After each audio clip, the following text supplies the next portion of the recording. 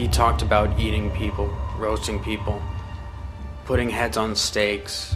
What weapon did the defendant, Mr. Spader, have when he went into that bedroom? A machete. She started gurgling. Steve was just hacking away until we lost him. Now, when teenagers commit horrific crimes, people tend to search for the easiest explanations as to why it happened. Maybe they had a terrible childhood, struggled with mental illness, or were influenced by violent media. But what if the teen is just evil? Like in this case of the teens who stabbed a woman with a machete just for the thrill of it. Let's dive in.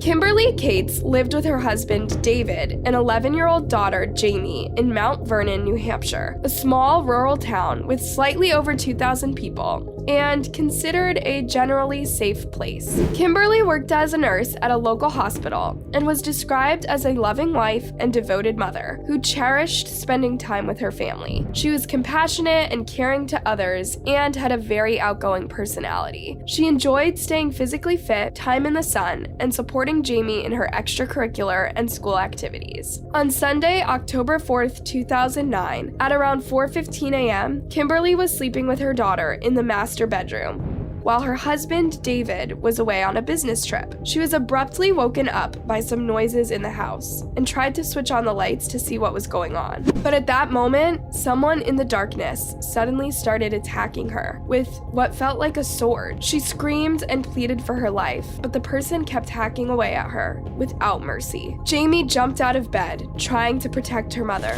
but she felt someone whacking her with what she thought was a bat. She tried getting away, but another person grabbed her and punctured her chest with a knife. The man then threw her against a glass door before kicking her and slashing her face. At this point, Jamie knew that the only way this man was going to leave her alone was if he thought she was dead, so she decided to play dead and remained as still as she could as he kicked her and then slashed her face. Finally, her plan seemed to work as the man left her alone, thinking that she was dead. Jamie waited until she was sure that all the intruders had left the house. Then she crawled out of the bedroom to find a phone and called 911.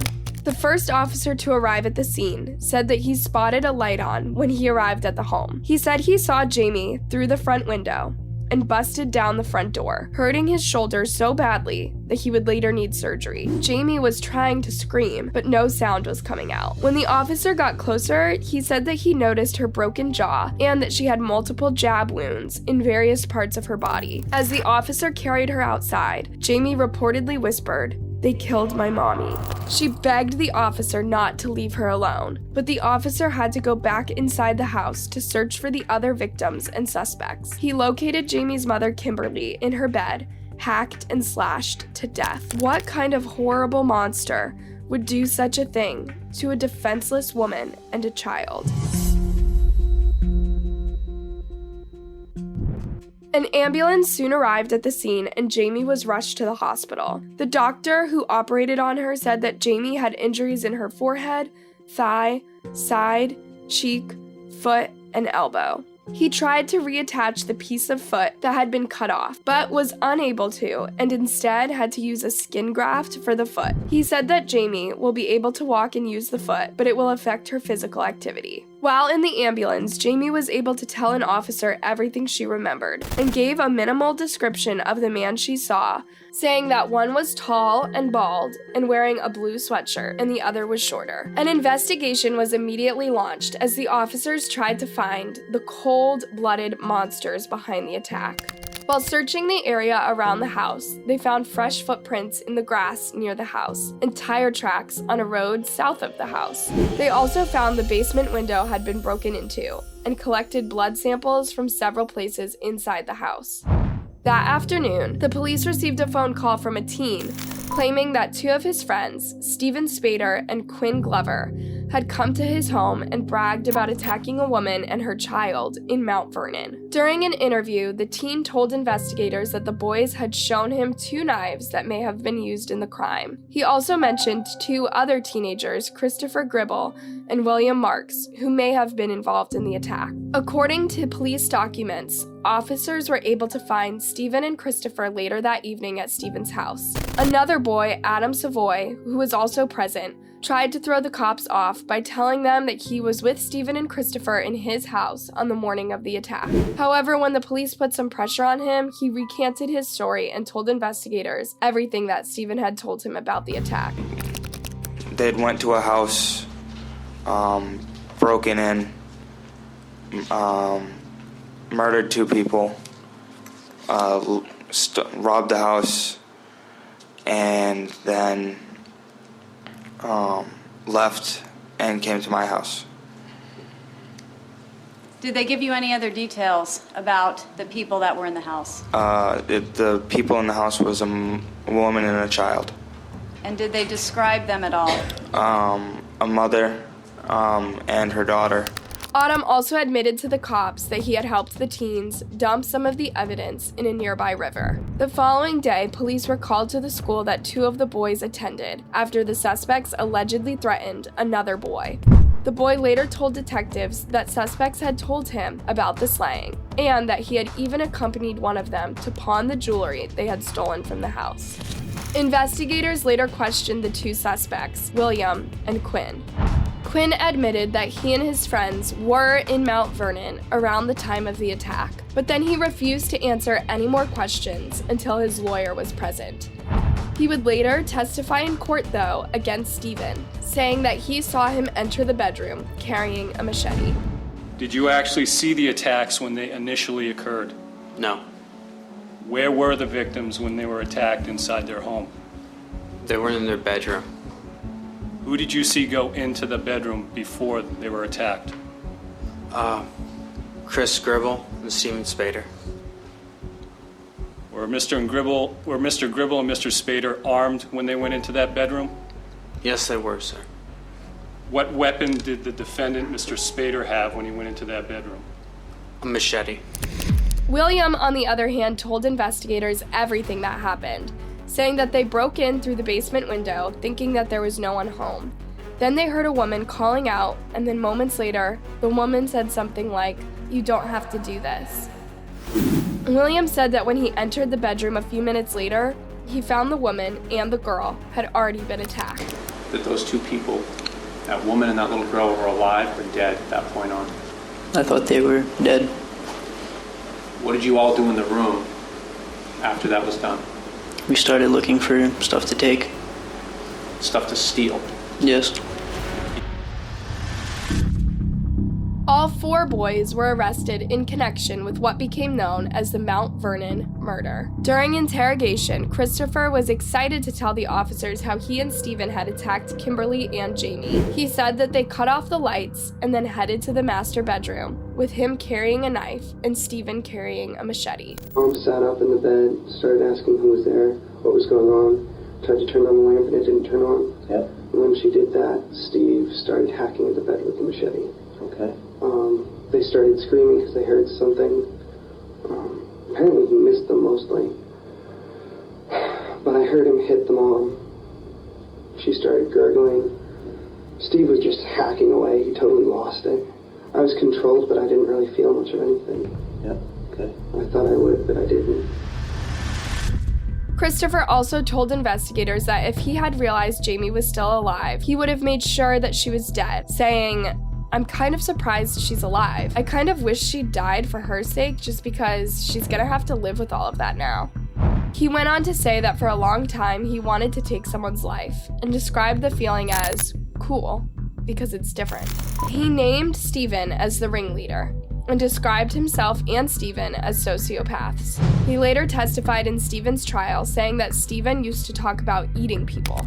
He talked about eating people, roasting people, putting heads on stakes, making scenes for the press. It was...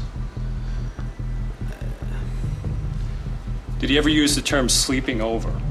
He did, sir. And what did you take that to mean, sleeping over people's houses? Staying over the night with the bodies, making a scene, doing things like eating. Stephen, however, denied any involvement in the attack, saying that he didn't know who did it and that whoever did it should get the death penalty. Both Stephen and Christopher were charged with first-degree homicide, conspiracy to commit murder, and attempted murder. Stephen was accused of driving the group over to the Cates' home and hacking Kimberly with a machete, while Christopher was accused of attacking her with a knife. Both teens were accused of attacking Jamie and trying to kill her.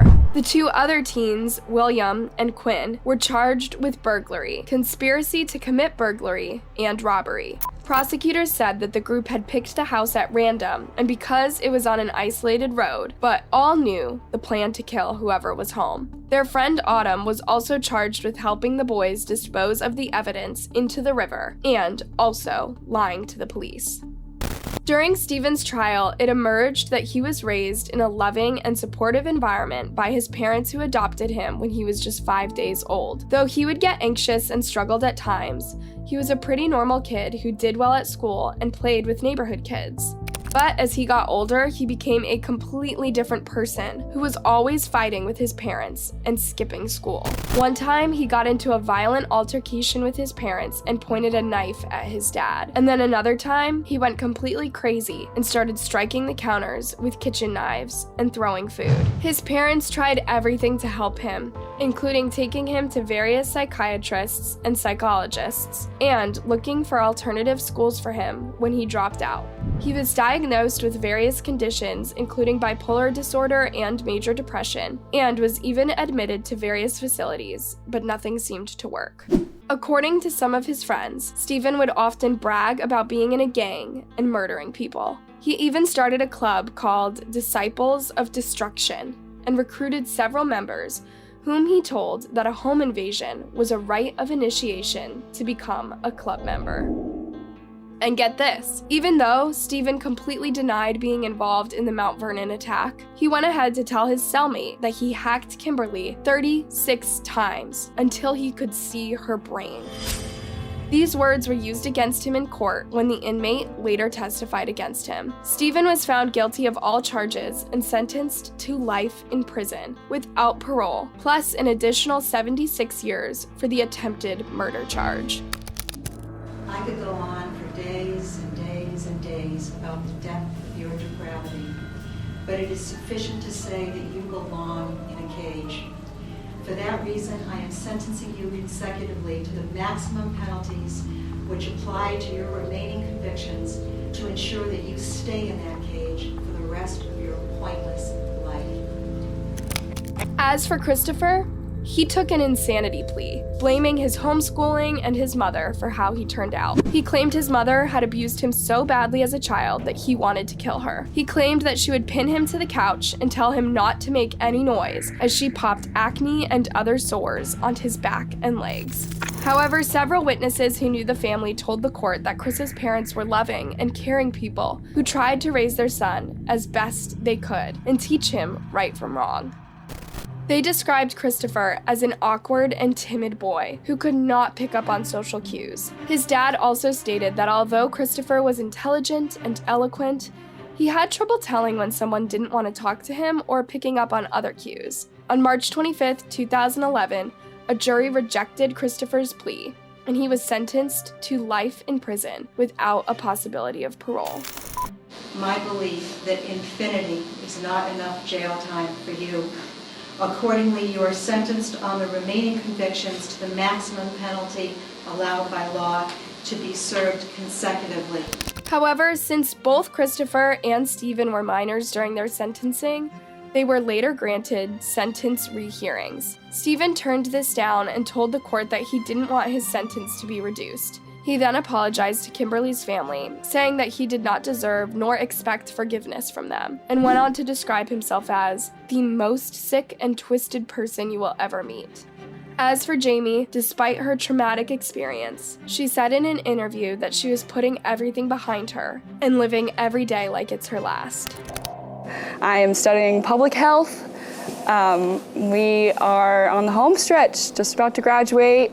I have an internship left. We're playing field hockey at UNCW. That's fun. I just started that up again. Just living every day like it's the last, right? What do you think about this case? Let me know your thoughts down in the comment section, and don't forget to like and subscribe for more.